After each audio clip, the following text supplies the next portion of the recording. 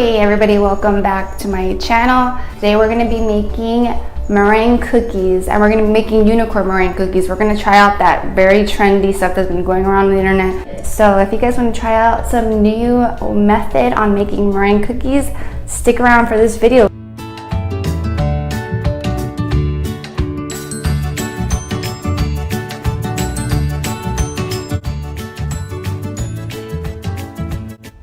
Okay, so let's get all the ingredients that we need in order.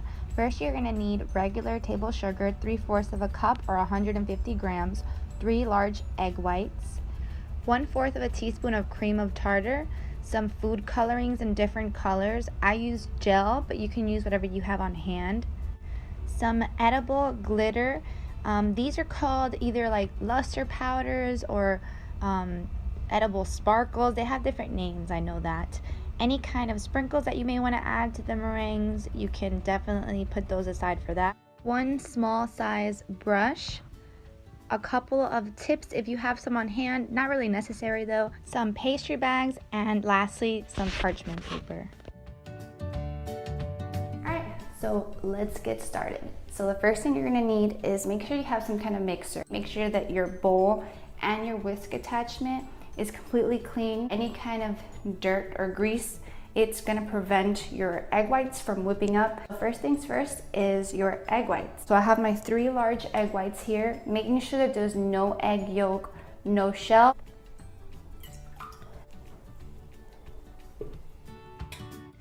So when you start mixing your egg whites, you wanna start at a low to medium speed. You want to let them get foamy before you add in your cream of tartar. So once they reach the stage that you see right here, that's when I add that in, and I hit it back up to about a medium speed. And I do this, I don't start off at high, just because you want the bubbles, the little air pockets that you're putting into the meringue, you want them to be as uniform as possible. And if you were to start up at a very high speed from the beginning, you would have inconsistent air pockets or air bubbles in there, and it wouldn't be such a stable meringue. So I would suggest starting off at a medium speed, working your way up. Once that you see that it's starting to get even more foamy, you can start shearing in your sugar. Shearing in just means kind of throwing it in, but little by little. Then you're gonna bring it up to a high speed once you see that it's a lot more foamy, and you're gonna let it whip until it reaches a stiff consistency. So once I see that it's a lot more white, it's a lot fluffier, and it holds a stiff peak, that's when I know that my meringue is ready. So as you can see here, it's holding a stiff peak, it's not going anywhere, it's not budging, so that I know that it's ready. Alright, so this is the fun part. We just make sure that our meringue is stiff, which I say that's where we want to be at.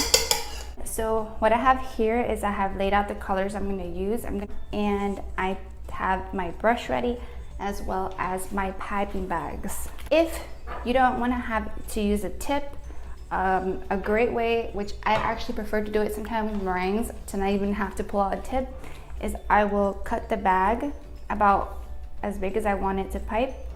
I'll say about right there, and you see right there, I can pipe directly out of that, and that works just fine. What you want to do is you want to grab your piping bag and you want to turn it inside out.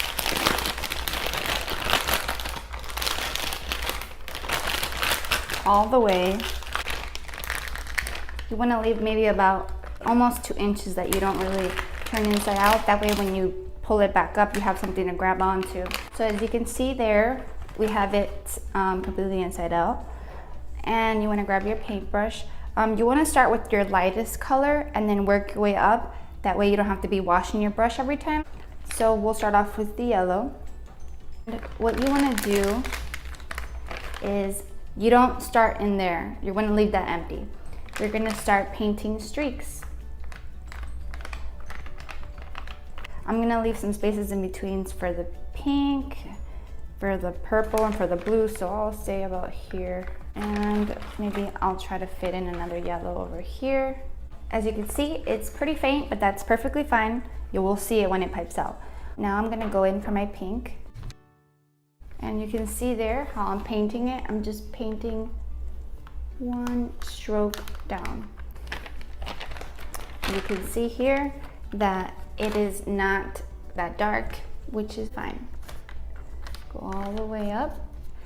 I leave some space up here because you're gonna wanna hold the bag and be able to hold it, and so you don't get dirty, just leave some space. So now you wanna grab your next color, which mine is gonna be like the violet color, and you wanna do the same thing, which is just paint all the way down.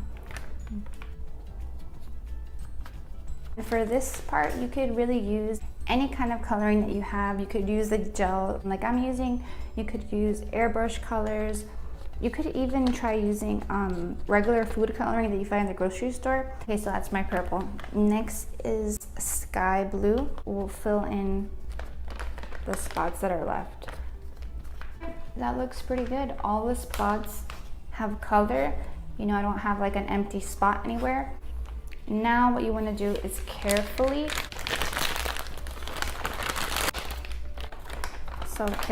pull it up.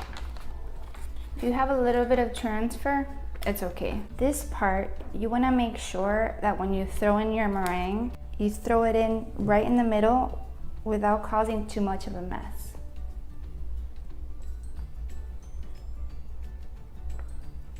Just like that. So we'll do about half of the meringue that we made. We'll try it out in this bag. And you're gonna wanna grab it at the end and push it. You can already see that the design there looks really cool. As you can see, the colors brightened up a lot. So when you place the colors at first, do it sparingly because trust me, it will darken and you will get strong color payoff. Now I brought forward my baking sheet that I'm gonna be using for the meringues. At this point, I have my oven already heating up to 250 degrees. We're gonna bake these at 200 degrees. I like to bring my temperature up to 250 because by the time that we open the oven, we place them in, the temperature is gonna drop significantly. So by the time that we have those in the oven, I drop it to 200 and it's at the right temperature. So I line my pan with some parchment paper, and you wanna grab your piping bag, and the first bit of meringue that's gonna come out is not gonna have any color since we left that blank. So you could either pipe some plain meringues, or what I like to do is stick some of that to my pan to keep my parchment in place. Look at that. So it's not moving around so much in the oven. You could just pretty much squeeze it into the mixing bowl until you find that the color is coming out. And to me, that looks pretty good. When you pipe this out, you have many different ways that you could do it. You could do the star tip and you could do rosettes, or you could do dollops or kisses, and that's pretty much holding the piping bag straight up. You want to kind of hover about ½ an inch above where you're piping and just squeeze. And then pull away. When you pull away, make sure you stop pressing. That's a trick to getting the perfect little swirl or tip at the top. So, same thing. I'm already loving this color. I'm so excited. This is so cool. So just continue.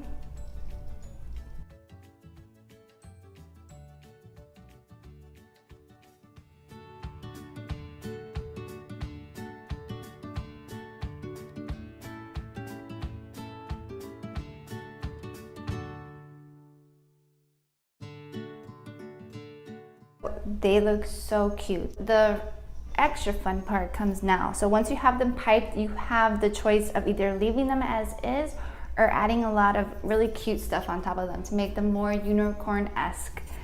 So I have some luster powder and that sprinkle glitter shavings. I'm gonna add a little bit of both. This adds like an iridescence and it really makes them look really sparkly. So with the luster powder, I like to do is kind of pull some out like this and blow onto it. At this point, you can also add some sprinkles. So I have some star sprinkles here. So on some of them, I'm gonna do that. See how they look? I feel like these came out looking really cool. You can use any kind of colors. You don't have to stick to the ones I used, and you can get creative with any kind of sprinkles. And also you can change up the tips, like I said, to change the shape. You could do rosettes, like you're gonna see in a picture that I'm gonna put up. So these are ready to go into the oven. You want to put it on the either bottom rack if you only have 2 racks, and if you have 3 racks, put it on the middle rack. You want to bake these for about an hour and a half to almost 2 hours. Once you pick them up and they come off the parchment completely clean, then they're ready. So leave them in for about almost 2 hours, and once they're ready, you want to turn off the oven and leave them in there. You want to let them cool completely in the oven. Once they're cool, then they're ready to enjoy. This is the final product of the unicorn meringue cookies, and they look so cute. Thank you guys so much for watching. I have some really cool ideas planned for you guys in some upcoming videos, so make sure that you're subscribed to not miss out. Give this video a thumbs up if you enjoyed it. Leave any comments or questions down below, and I will see you guys in the next one. Bye guys.